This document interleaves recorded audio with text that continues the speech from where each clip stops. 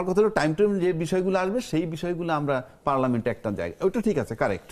কিন্তু আমি বলছি আমি আস্থাটা নিব কোথায়? আপনি যখন আমরা একটা গণভোট করে আসলাম, সেই গণভোটের ভিতরে কিন্তু যে পরিবর্তনটার কথা আমরা বলতেছি তার ভিতরে সংস্কারের কথা আছে।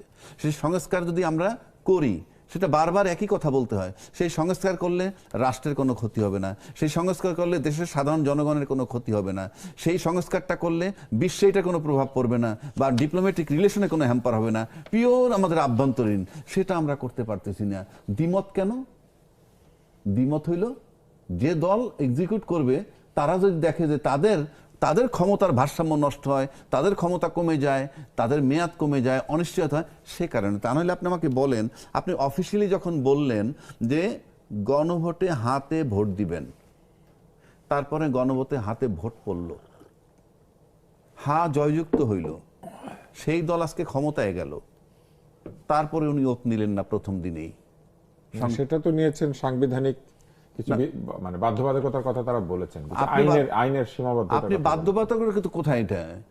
এখানে কোন আইনটা বাধ্যবাধকতা? তার আমরা তো সিদ্ধান্তই নিলাম গণভোট করব, দলমত নির্বিশেষে সবাই, ওইটাই তো এখন আমাদের কাছে আইন। সব দল তো সেই সিদ্ধান্তের মধ্যে ছিল না। কেন? গণভোট যখন হইল, ঐকমত্য কমিশন সবাইকে ডাকে নাই, আবার না আবার সবাই একটি পলাতক দলের ভোটারদের কাছে গিয়ে ভোট চেয়েছে। ঠিক আছে, দলটা তো ছিল না। ঠিক আছে, পলাতক দল বাদই দিলাম আমি, কিন্তু আমরা যারা ঐক্যমত্য হইলাম, ঐক্যমত্য হওয়ার পর যখন আমাদের বিভেদ তৈরি হইলো, তখন তো আমরা গণভোটে গেলাম।